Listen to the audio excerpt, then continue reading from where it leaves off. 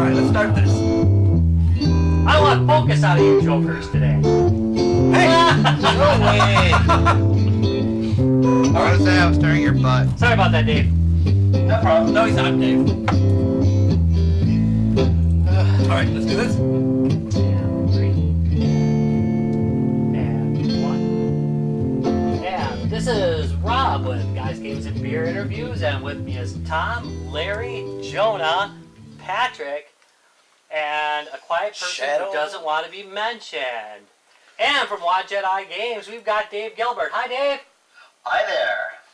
We're talking about the Shivah, which we recently did a review about, which which Tom called, quote, kiss ass. No, you did kiss ass during that. It was reviewed highly, so that's just, you know. No, he was kissing ass. I just never, ever, you never see the crappy ones. I did one crappy one, a year or two ago? Yeah. And I never heard the end of that one. Who still calls me, daily. I'm not going to say the game. Why did you because I don't want to get it back. Yeah, alright. So I generally only do games that I enjoyed playing, and I did enjoy it.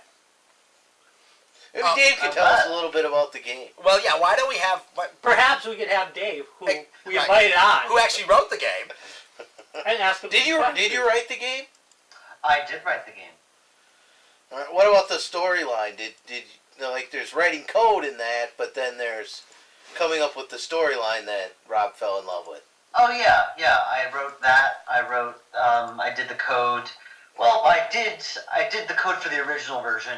My wife did the coding for the new version, which was basically implementing the new graphics and stuff. But yeah, I wrote the whole thing. I casted it, and I pretty much did almost everything the first time around. Aside everything except the art, I did. Okay, Dave. Let's go ahead and why don't you tell the listeners what the what the game is about? Oh, okay. Well, the Shivah is a murder mystery starring a rabbi as the detective, where he learns that a former member of his congregation has died and left him this reasonable amount of money.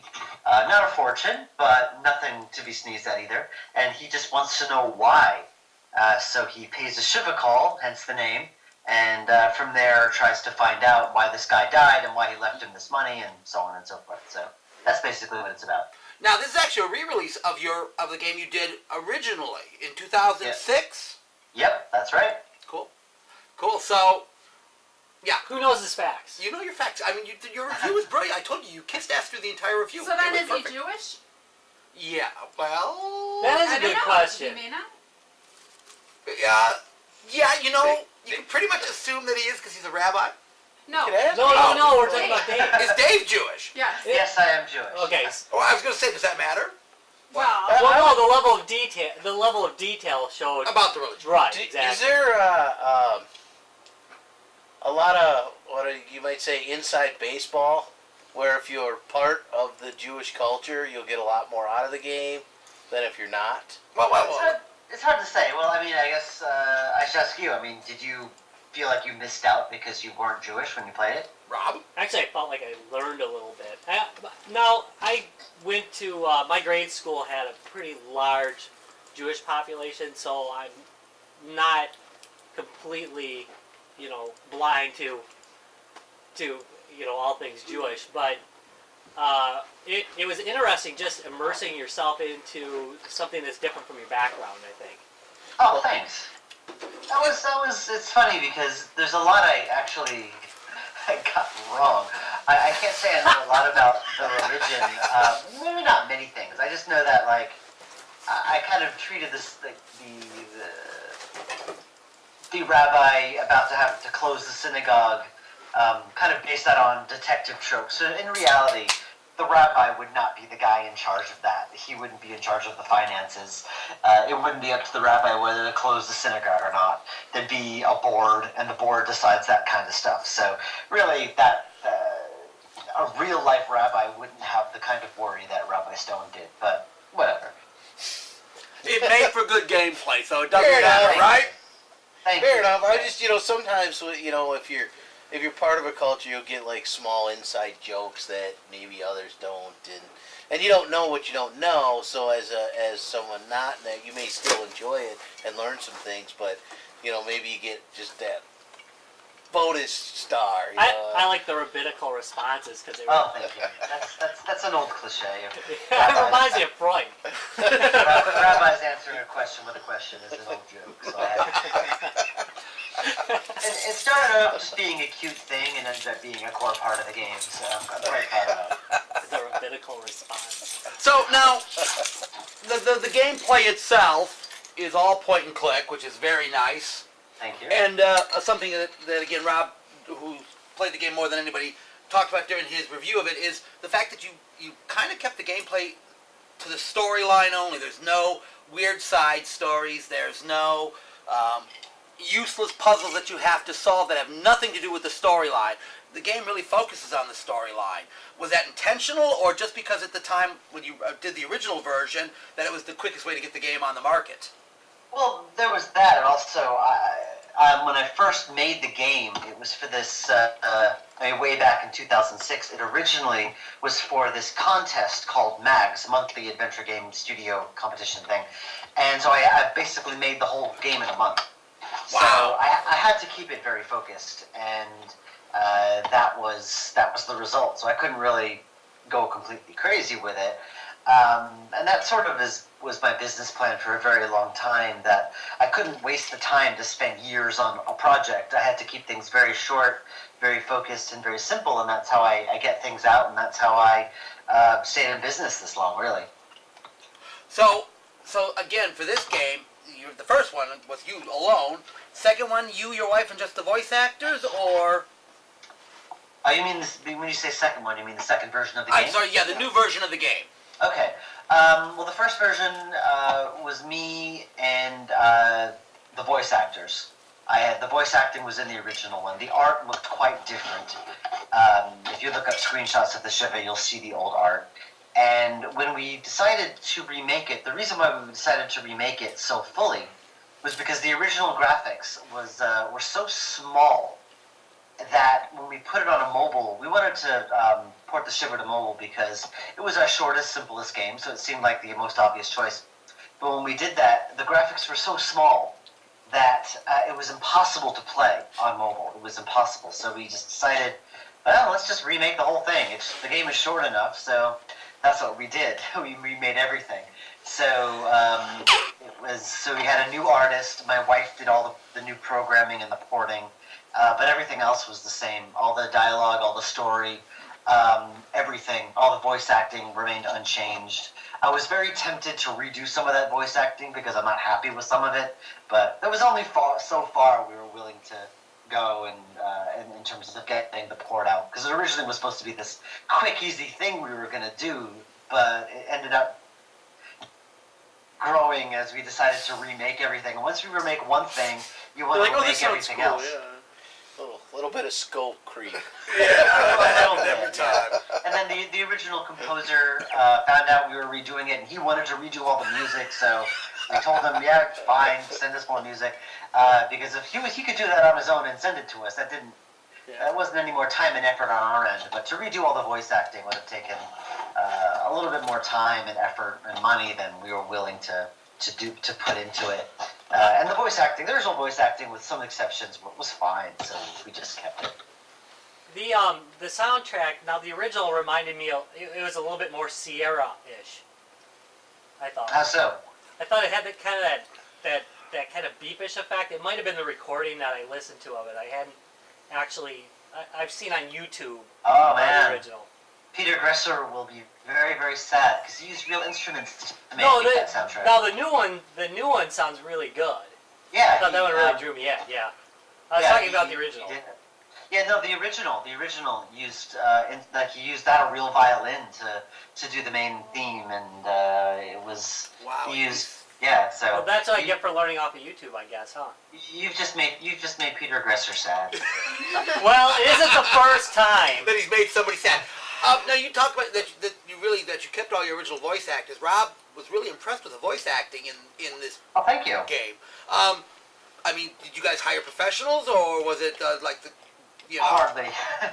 Back then, I knew nobody. I didn't really know many actors. I knew Abe, who's a very good actor. I've known him almost all my life, so he was the first person I called. And I was part of an improv group at the time, so most of the actors were from that improv group. The woman who played Rod Tree was part of the group. Very funny lady named Ruth Weber. The guy I played Cantor Josh, which I kind of regret doing because I had to friggin' sing, and it's the very first thing. It's the very first thing you hear in the game is me singing. I don't know what I was thinking there. But, yeah, I think just about every actor in that game was from that improv group. Good thing it wasn't a Catholic game. Yeah. Can you sing a little bit for us right now? No, my baby's asleep in the next room. I don't want to traumatize the poor thing. Oh. Sorry. Yeah, that's all right. You can I'm just thinking we alienated our Catholics again. you know, Listeners. I'm still here. All right. okay, for now, we'll work on that more though. So, again, now the big question again. So this was a quick one to port over. So it's iOS now and PC.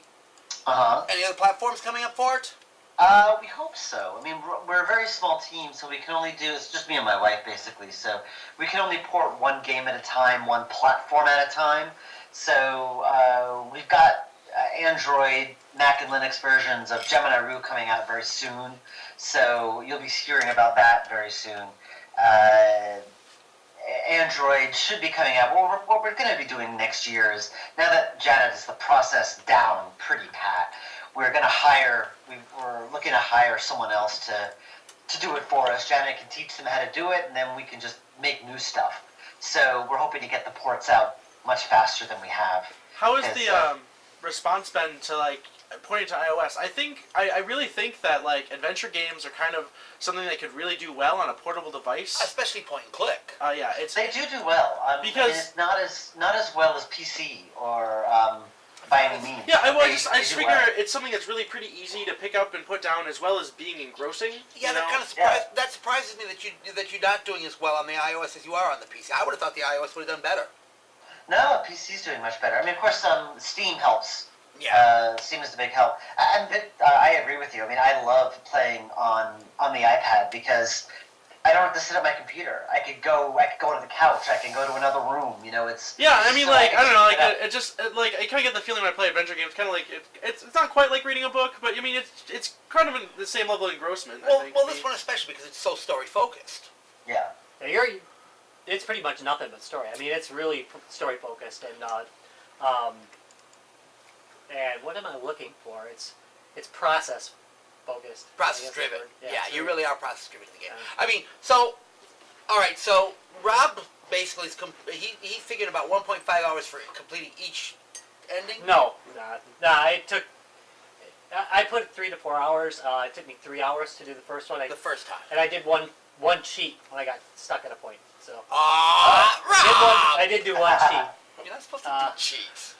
I'm a reviewer. I cheat all the time. All right, never mind. And I'm a crappy reviewer at that. So cheats really coming in. Yeah, they do. And what I did is I branched off, like most people do, to do some of the side stuff that I wanted to try because, see, I don't want to do any spoilers, and I purposely didn't do spoilers in the review. No. But there was a particular scene I wanted to see done a different way, so. Oh, I know which one you're talking about. Yeah. I really wanted to be a mean bastard. You have the choice. You do That have was the kind choice. of a last-minute choice when I was in the middle of writing that scene. I'm like, yeah, let's say, what if the player wants to do this instead? So I just let it happen. Nice. So nice. you Yeah, have good. this game and a few others that are More than the a few. adventure style. What drew you to those, creating those games as opposed to the million other genres? Well, it's I've always liked them. I mean, I grew up playing them. I loved them. I have very fond memories of them. And then when I back in 2001, I was kind of in between jobs, and I would live in New York, and I live maybe not too far from the World Trade Center, so you can imagine what things were like at the time. So I was looking for things just to kind of get my mind off of all that, and I discovered the Adventure Game Studio engine and started playing around with it. I made a short little game, and sent it. I uploaded it to the forum, and I got feedback on it, and people seemed to like it. So I started making more of them just for fun, released for free, and it just sort of became a way I liked telling stories. I just liked working in that medium, and it just sort of snowballed from there. Yeah, fascinating. Okay, wow. Okay, We just so had this really awkward look. there was an awkward look around the room right there. Only because Drunken Larry's still way too sober. So Now everything's kicking. He was You looking, know, he was looking like he was about it's to funny chime in. because all right, so I'm listening to him talking, and also in the back of my head is going through the old Sierra games of like, oh yeah, you have a hot water, throw some iceberg lettuce in it. Yeah, Or- we were Old talking Land about this at the Renew. beginning, that it really doesn't go the way of a Sierra game at all. no. It's almost an anti-Sierra game, in a I way. mean, to be honest, when I write a game, I don't think about how would Sierra or LucasArts do it. I just make it the way I think I would do it, and because tastes have changed. The way people play games have changed. We have a lot less patience for some of the crap they pulled back then. So I just think about how would I like this? Would I like playing this? And that's how I approach all of my design. Is just I think that way. And usually my instincts are usually right when I think about something that I would like to play, and I make that. That's a good way to work. That's how I do this show. Yeah, he doesn't care what the rest of us think. I mean, we'll have 10 people all doing the show, and Rob will do what he likes anyway. So Yeah, I'll just walk off and disappear for a little oh yeah, while. he's done that during the show too. So at least during this interview, Rob's actually stayed here and not walked away. Oh, good. That tells you how much I liked your game. I didn't walk away. Bravo. Good point. He's actually That's a good sign. staying here as we do the interview. How good is that? So That's a nice sign. always. So so game's over. I mean, this particular game, again, you guys have got a lot going on with your company. I'm sorry. Anything new coming out? Yeah, the 5th game of the Blackwell series is coming out early next year. The game is pretty much fully playable right now. We're just adding the polishing and voice acting and stuff. So that'll take another few months, and then hopefully we should release it. We hope to be at pre-order by the Game Developer Conference, which is in March. So we don't think it'll be released, but we're gonna start pre-order and doing all the usual publicity stuff. No. One of the jobs that I do on this particular show is every time we do an interview, I'm going to ask you to give out your website because it's what I do well. What website can people go to see your games, see your work, and order your games? It would be wadjeteygames.com, and that's Wadjet with a J, not a G. Thank you. I And always have to remind people that. And your games are available on Steam as well. They are, So, most of them. which ones weren't available on Steam? I thought they were all on Some of the ones let's see, Emerald, which one? Steam. Emerald Cities? Emerald City is. Yeah, I thought the that New Guys was. is not. Oh, the new guys. Okay. That one is not. Any others? I thought everything else was available. Actually, you know what? I think at this point they are. We managed to get everything on there. Excellent, So excellent. That's good, yeah. So, again, guys, check out their website. Also, check out the Steam if you're interested in picking up any of their stuff. It's, again, very cool, very, very playable stuff. If you haven't seen Rob's review yet, watch Rob's review, because he kisses ass through the entire review. He does! I mean, he's good at it. For the Blackwell series, should you start with one, or can you Can play you them in jump any? in? Can you jump in any order? I try to make them accessible.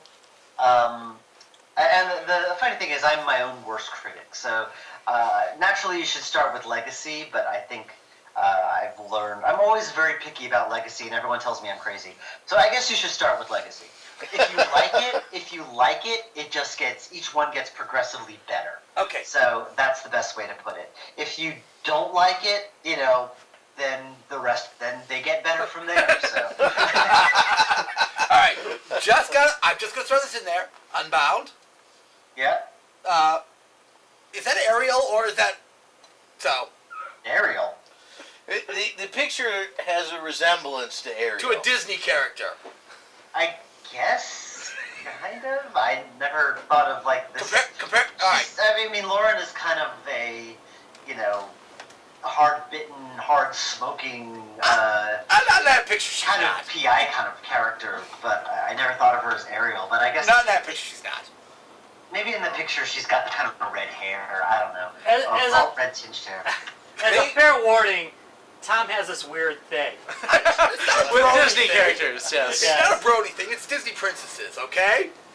Are We're any of Disney your princesses. characters? Are any of your characters based on real people? Some? Yeah. I mean, yeah, definitely. I don't know if you're asking about anyone specific. Well, sometimes people put in people they met in their childhood or people they met, it's... So, I mean, No, he's not asking about anyone specific. I'm not. Larry is the king of generality, so if you can pick any character from any They're of your called games and go, open-ended questions. Well, I guess if you, Maybe that's one you want to talk about. Okay, so you maybe left it open for him to do that. Alright. Travis earns an achievement back of the head. Nice job, Travis! So is there any character that is based on a person that you would want to talk about? Well, I guess the most obvious one is in Black Gold Deception. I hear a loud roaring sound. What is that? Is that Oh, like... that's Rob's the furnace. Yes. It's freezing in here. Oh, okay. Is it like... It gets removed in editing. Okay. Background noise filter. That is the only thing we edit. Yeah. Okay. Well, for Black Gold Deception, it's about street psychics. See, we are talking about psychics now. There you go, And Patrick. There is I had this weird experience with a street psychic where a friend of mine got scammed by one and went to this television show, kind of news show, Oh, God. with her story, and they wanted to bust the psychic. So they needed someone to go in kind of undercover and try to get this psychic to try to scam them. So she knew I was interested in this kind of thing because of Blackwell. So she called me, and they attached this button cam to my shirt, and I went in and I tried to get scammed by this psychic, and I did. But unfortunately, I had aimed the button cam like an inch or two to the left and recorded the wall the entire time. But Black Deception, I kind of took that experience and made the whole story around, fake street psychics and kind of, why they do what they do. And I based the character of the street psychic on this woman who was trying to scam me. So she's totally based on someone I met in real life. I don't know if that answers your question. Yeah, no, it's interesting. That's why he gave you an open-ended question, so you throw something out there. Nice job. I mean, with Nice anything job. you write, there's always going to be something of yourself in it, whether you realize it or not. Yeah, definitely. So, I mean, do you have any, so I'm kind of a little bit younger. I kind of grew up in the middle where there was that little kind of blank space where point-and-click adventures kind of disappeared. Basically, I grew up in the early 90s. There's a lot of stuff that was, coming out around then, but I was really young, so I really didn't comprehend it. And I really didn't catch on until about early, mid-2000s. There was things like Indigo Prophecy. I really got hooked onto that. Is there anything, I know that, once I get into a good point-and-click adventure, I'm incredibly engrossed, and I'll play it all the way through, pretty much non-stop. But sometimes it's a little hard for me to get started. Do you have any, good ideas, kind of, good frame of mind, or, tips for playing these things, or is it just something you feel or don't? Yeah, it's either you feel it or you don't. I mean, it's like, if you're not in the mood for a movie, you can't sit down and watch a movie. It's the same thing. If you're not in the right frame of mind for it, you're not going to enjoy it. I mean, the one thing I love about point-and-click adventures is that it kind of immerses you in the experience. You are in the story. It's happening to you. You are making it happen. You've got agency in the story. You're not just passively watching it like you would with something else. So that's what that's the best part of these games, and the best point-and-click adventures are the ones that really take advantage of that mechanic. It's not just a story that you click through. You really do have agency in that story. So the best ones pull it off really well. It's not always easy to pull off. I like to think I've learned how to do it well, though I certainly have moments where I didn't. So I don't know if that answers your question either, but I don't know how you get in the right frame of mind for it. You just are or you aren't. Well, like you said, it's like watching a movie. To me, it's more like reading a book. Yeah. If you're in a mood to sit down and read a book, they work great for that. So. Yeah. Yeah, except there's voice actors, so I don't actually have to read. Well, it's like it's like an audiobook. It's like sticking the cassette in your car, so you're good to go. I was just wondering, I'm thinking, how good would these look on an 11-foot screen? Larry plays everything on his big screen, so he's got the projection system. He goes down his basement, Donkey Kong, whatever. Larry's projecting it on the screen. So well, we have a 7-month-old, so we got this nice new, speaker radio system, and all we're playing are like, those little Beagle-D songs and stuff like that. So you don't really play anything stellar on it. Yeah, well, get used to that, man. You've got years to go before you're gonna play anything good on you. You'll have any free time or be able to play anything good again. Yeah, sorry about We that. are well aware. Yeah, so Travis is my son as we're doing the show. Jonah is Rob's son. So our kid. They get incredibly better once they get old enough to drink. Yeah, once you can start drinking with your kids, you'll love them. Jonah's having a beer right now. Oh dear.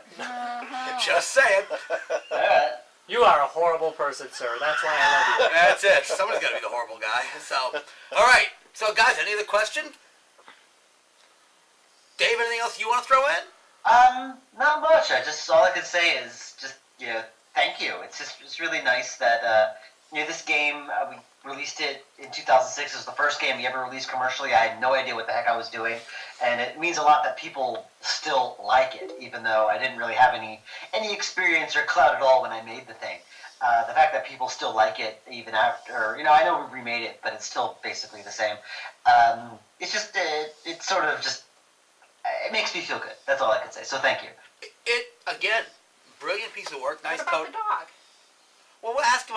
You want to talk about the dog? We can talk about the dog. Okay, so Darlene Wants to know hear the dog story. Wants to hear the terrier story. We have a Boston Terrier. That's Oh, why. they're great. They're crazy, but they're great. No, they are crazy. Oh, No, I mean they're really crazy. yeah. So You were telling us earlier how you... inherited. Oh, that's it. right. We weren't recording then. No. Oh yeah. Well, several years ago, my friend Sarah, who went through a messy divorce and had a very young daughter, and had this crazy Boston Terrier, and trying to hold on, juggle a full-time job, her daughter, and all this other stuff. And just having a lot of trouble. She confessed to me that she was thinking of getting rid of the dog, and I'm like, hell no, I'll look after him for a while. And that just turned into, I wasn't married, I was single, I was living in my studio in the village of New York City, so I took him in, and I ended up having him from 2007 to last November, which was of 2012, so it was about 5 years that I had this dog. But then, of course, my wife and I had our baby, and we were moving, and we were trying to show off our apartment. We wanted to get some nicer things, and Boston Terriers are a little destructive, or at least this dog was. And No, they all are.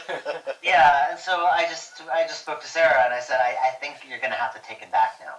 And so I love that dog, but it just it was just not practical to hold on to him. And Sarah was there. Her daughter was old enough that the daughter could help and everything. So Cooper went back to Sarah. So we no longer have the dog, even though I haven't changed my Skype avatar. Although I have to be careful of how I tell this story, because people ask me, where's the dog? I have to tell the entire story. Because I can't just say he's not with us anymore, or else they think he died. Actually, that was exactly what I thought when you said that in the beginning. So again, what starts this for our listening audience is that your avatar is that dog, is Cooper. Yeah. And so the first question, because Rob's got a terrier too, was, how's the dog? And you go, we don't have the dog anymore. And I'm thinking, And everybody gets a tear in their eye. yeah, the dog died. Now we just asked him about his dead dog. So thank you for explaining that the dog is not dead right now. Not our worst lead-in, actually. So I assume you have appropriate visiting hours. Cooper lives. All right. Well, we're glad to hear Cooper lives. Really appreciate your time tonight. It's been a great, again, one more time, the website is? WadjetEyeGames.com. Wadjet with a J. Thank you. And you can almost all the games that they make are available on Steam. Absolutely brilliant stuff. Please check it out, people. Rob, take us out. Thank you very much for being on the show.